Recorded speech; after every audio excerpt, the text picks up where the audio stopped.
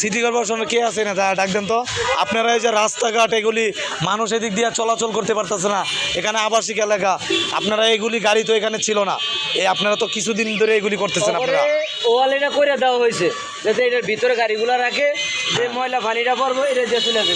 হ্যাঁ, ওরা কতগুলো শুনতেছে না, রাস্তা ব্লক করে রাখে।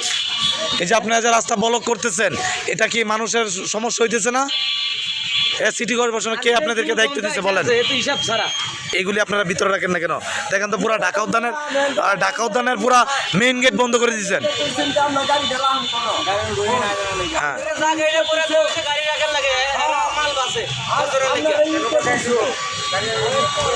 আচ্ছা আপনারা কি এখন বলেন, এখন কি কোনো গাড়ি এখানে নামতে পারতেছে?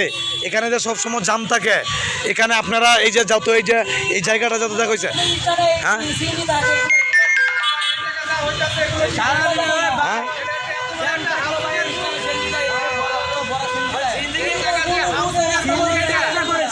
আচ্ছা আপনি করে এই আপনাদেরকে সিটি কর্পোরেশন একটা নির্ধারিত জায়গা দেয় নাই?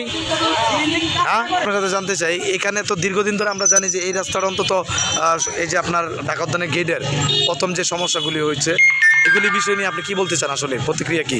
ভাই আসলে এলাকাটা এই ময়লার ডাস্টবিনটার জন্য অনেক সমস্যা।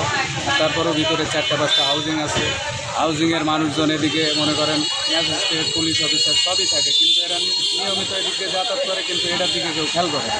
কিন্তু এখানে মানুষজন চলাফেরা করতে গেলে বমি পর্যন্ত করে দেয়। আবার তারপরেও ময়লার গাড়িগুলো একবারে রাস্তার মাঝখানে গেছে, যান চলাচলের জন্য অনেক সমস্যা।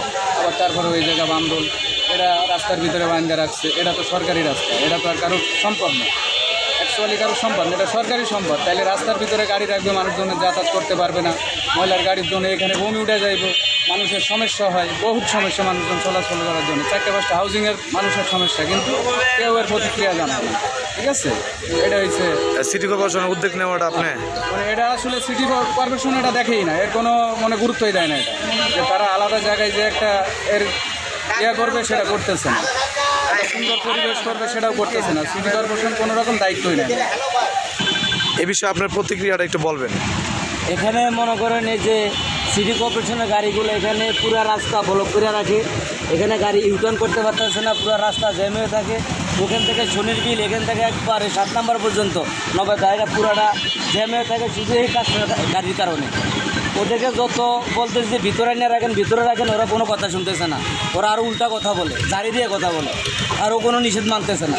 পুরা রাস্তা জ্যাম করে রাখতেছে, কাজটা যেমন দুর্গন্ধ, এ মনে এলাকাবাসীও একটা হয়ে গেছে, অতিষ্ঠ হয়ে গেছে। শুধু ওদের এই ময়লার গন্ধের কারণে আর পুরো রাস্তা ব্লক করে রাখে ওরা, কারো কোনো কথা শুনতেছে না।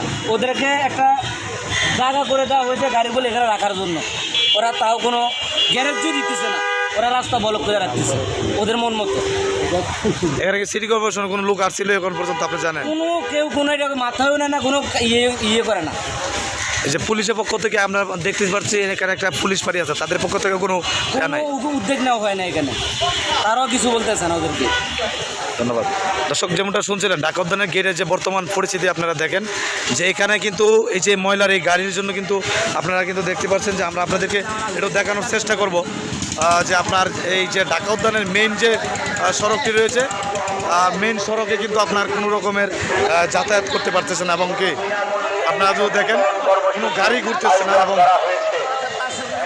এই যে গাড়ির যে আপনার ময়লা ডাস্টবিনের যে গাড়িগুলি যে বর্তমান কিন্তু আপনার একটি সমস্যা, যেখানে আপনার এই সমস্ত গাড়ির জন্য কিন্তু আপনার এখানে সাধারণত আপনারা দেখেন এই পাশে অটো, 2টা গাড়ি ক্রসিংনেস হতে পারতেছে না, এ নিয়ে অনেকের অভিযোগ রয়েছে।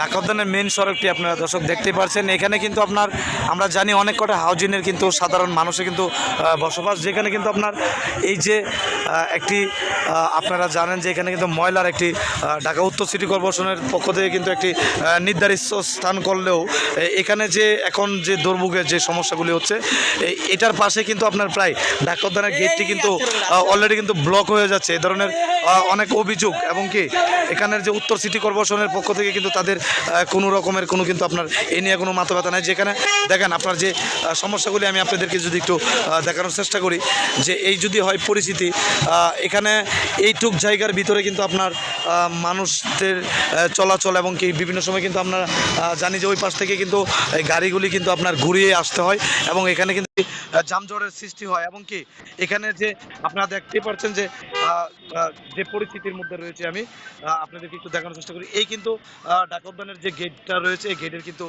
বাস্তব দৃশ্য কিন্তু আমি আপনাদেরকে একটু দেখানোর চেষ্টা করছি।